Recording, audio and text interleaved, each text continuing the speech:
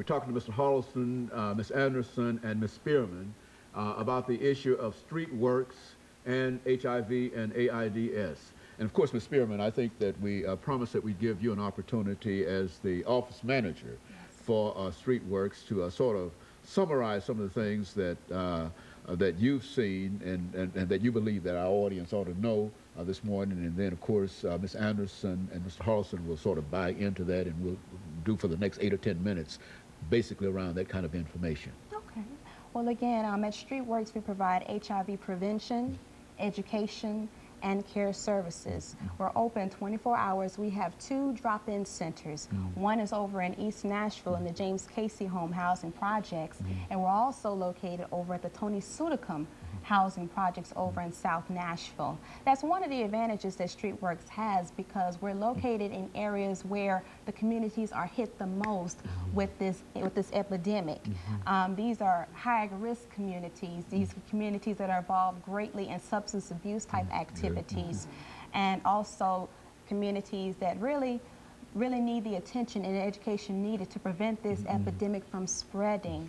So it's a lot of work involved. I believe last year in 2005, we've come into contact between 3,500 to 4,000 people last year in trying to educate and provide prevention, education, and materials about the situation, and also what we provide on care services to our clients who do have HIV and AIDS. We also have a new program. We have a mobile outreach vehicle where we're able to go out into these communities of color or high-risk communities to bring our office over to them to help address the needs that they may have. For instance, we had an example. We had someone called the office the other day who was homeless, and they were in need of getting HIV tests, and they had no way of getting to our agency. That was a perfect opportunity to use our mobile outreach program to go out there and provide HIV testing.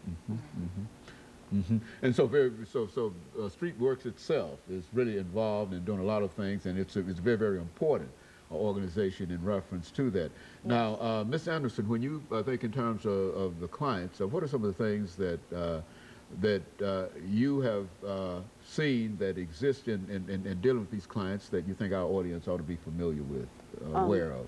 Some of the clients, like Mr. Harleston said, the stigmatism, you know, some of them, it's hard for them to just, you know, to just be able to say that they're HIV positive, you know. But my goal at StreetWorks is to make them feel comfortable, let them know that it's okay, you know.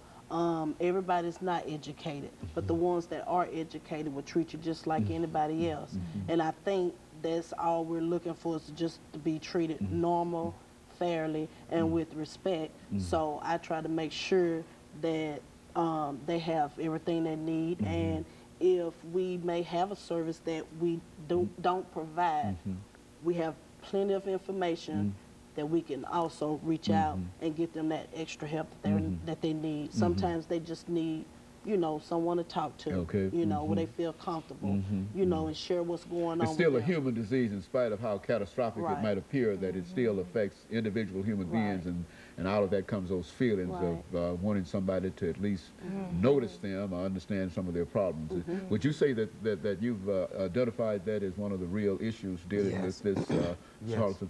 Now, looking at Washington, D.C., coming from Washington, D.C. to Nashville, Tennessee, what did you find in terms of what the government was doing, the local government perhaps, for individuals affected with this disease in Washington, that perhaps Nashville could pattern after, or perhaps we might be doing something that they need to do? How does that sound? It's not very much different. It's all about the organization and how hard they are working and advocating for people infected or affected by HIV/AIDS. Like Ms. Anderson was talking about, you know, a lot of people should just be aware that, you know, people that are infected are human beings just like us. They are our friends, they are our family, they are our brothers, our sisters, our aunts, uncles, and daughters. They are our neighbors, and they feel the same way we do. They feel the same way about having this disease as if I would feel as if I had diabetes. And it has to be treated the same way diabetes has to be treated. But the thing about our community is, like, we really need to go out. Like, we do this outreach because a lot of people are not going to come into the office, so we bring the office to them. That's one of the things about the mobile outreach van. There's an office on there where we conduct post-test, pre-test counseling, where we do HIV testing. They can get free condoms at any one of our offices on that truck. When we not only come in the truck, we come in the car, we come walking on foot through the projects, up and down Murfreesboro Road where the sex industry girls are working, and we talk to them and we address them. And in fact, when you was talking about, well, you know, it's a collective thing where organizations, we really have to come together, and part of what we do is we work with several other organizations to effectuate this. You know, we work with First Response, we work with the Elam Center, we work with TAP, Project COPE, and the sister program to try and effectuate these things, especially as it relates to crack-addicted black women, because their infection rate is going through the roof. What do you find, Ms. Anderson, in reference to that crack-addicted African-American females? Do you find any impact do you see any impact among your clients in reference to that? The impact that crack is having, or that alcohol or whatever is having on your clients? Yes, some of the clients, they're kind of reluctant to say that they have another disease, because addiction is a disease also.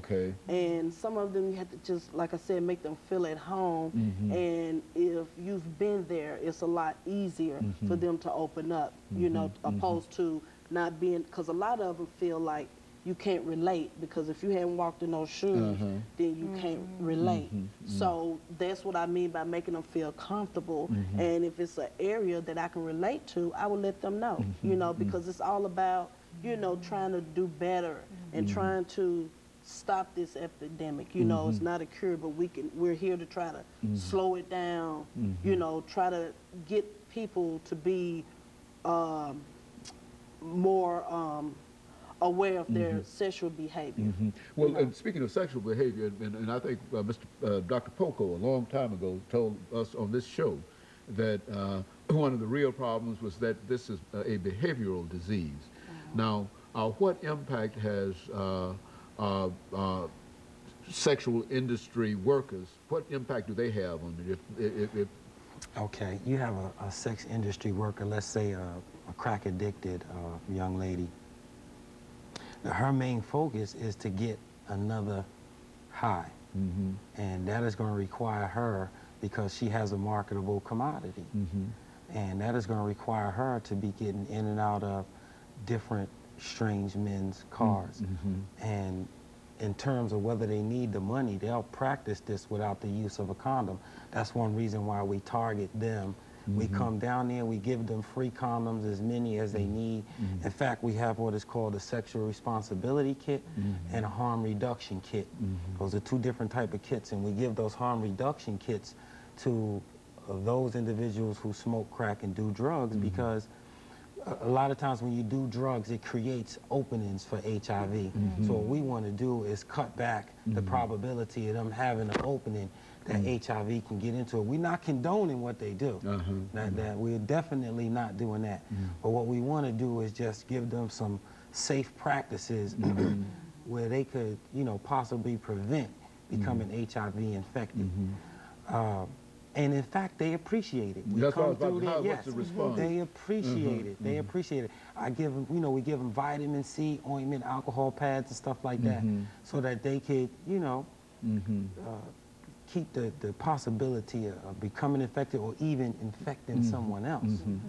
You know, and then we try to get them into the office where we can sit down and have some one-on-one counseling. As Aretha said, you know, a lot, you know, me, myself, I come from the same background. I have some of the same experiences that they have. So I sit down and I relate to them, because they take better to, okay, I'm not talking to someone who is telling me something from a book. I'm talking to someone who has actually walked through this fire and has come out on the other side.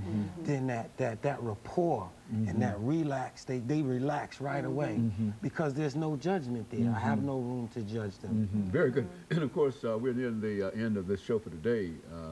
Let me thank the three of you for coming by and giving us that excellent information.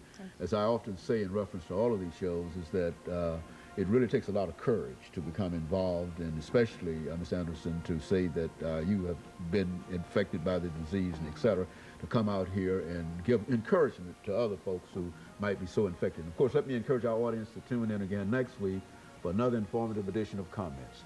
Thank you and good morning.